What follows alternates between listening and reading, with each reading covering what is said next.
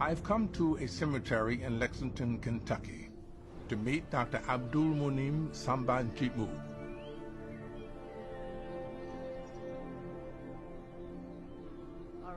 He followed Islam's holiest law in the face of great personal tragedy. I want to tell you myself how grateful we all are that you take the time to spend this time with us. Yes, sir. This is mutual, sir. I understand that you had something tragic to your family. Can you tell me about it? Yes, sir. 3 years ago, of course, our dearest son, Salahuddin, got murdered. Dr. Jitmud ran an Islamic academy in Lexington. He lived here with his wife and 6 sons. In 2015, Dr. Jitmud's second youngest son, Salahuddin, was working his way through college as a pizza delivery driver. Tell me what you remember happened actually that night. Yes, sir. So I give Salahuddin a call. And he said, Baba, I'm delivering the pizza. Oh, I will call you later then. He said, Inshallah, Baba. That was his last word for me to hear. Inshallah. That means God willing, right? Yes, God willing. Then a few hours later, he had one more delivery to do.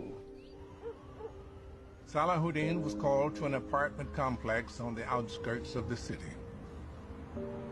Actually, that order not supposed to be his order. It's another lady supposed to deliver, but she afraid, so Salahuddin volunteered. As he approached the door, he was attacked, robbed, and stabbed to death.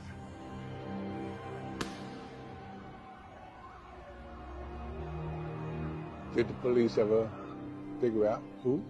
Yes. Did you ever catch him? Trey Alexander Relford, along with 2 accomplices, had devised a plan to rob a pizza delivery driver. Salahuddin became their target. Relford was found guilty for his role in the killing. Dr. Jitmud agreed to a plea deal that kept Relford from receiving the death penalty.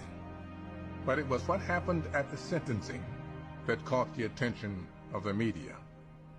And King, I don't blame you for the crime you commit. No, I don't blame you. I'm not angry with you at all. I feel so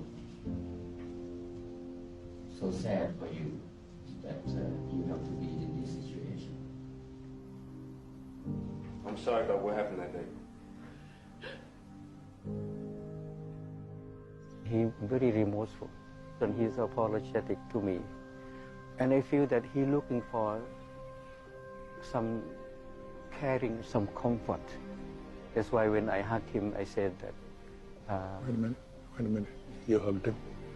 Yes, sir.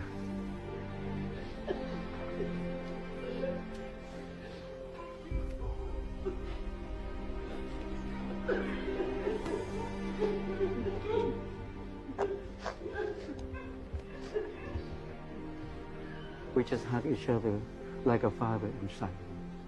And I feel he's one of my flesh and blood.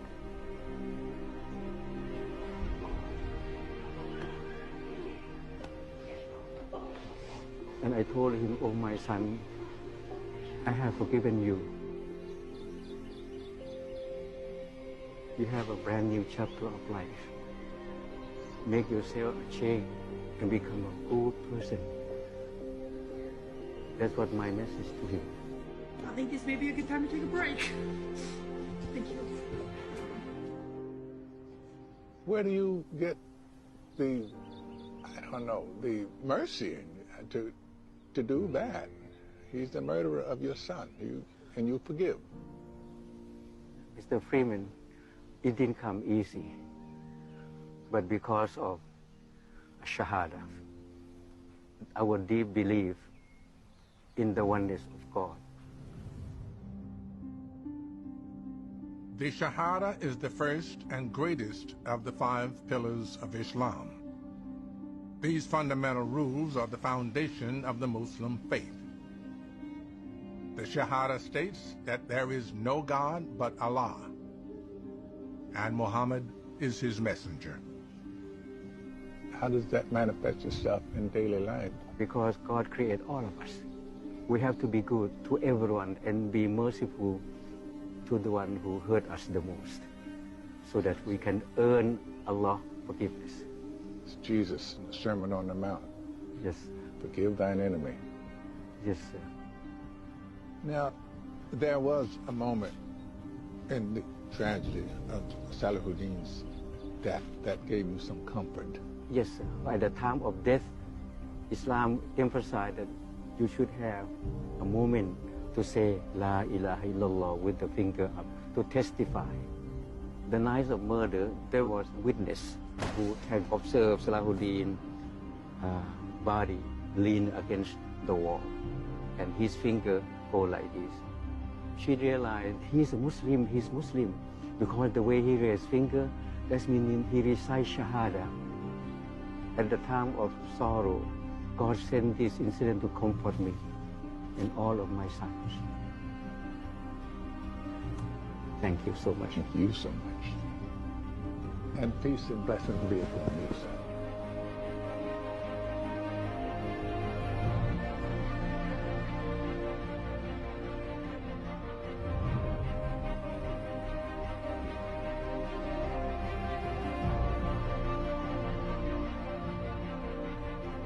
Thank you, sir.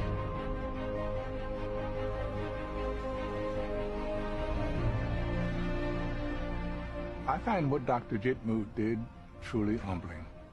Of course, he was saved with just following God's commandments of Shahada. I think many people see God's commandments as just admonitions. What people like Dr. Jitmud understand is that they are God's way of showing us how to live better lives.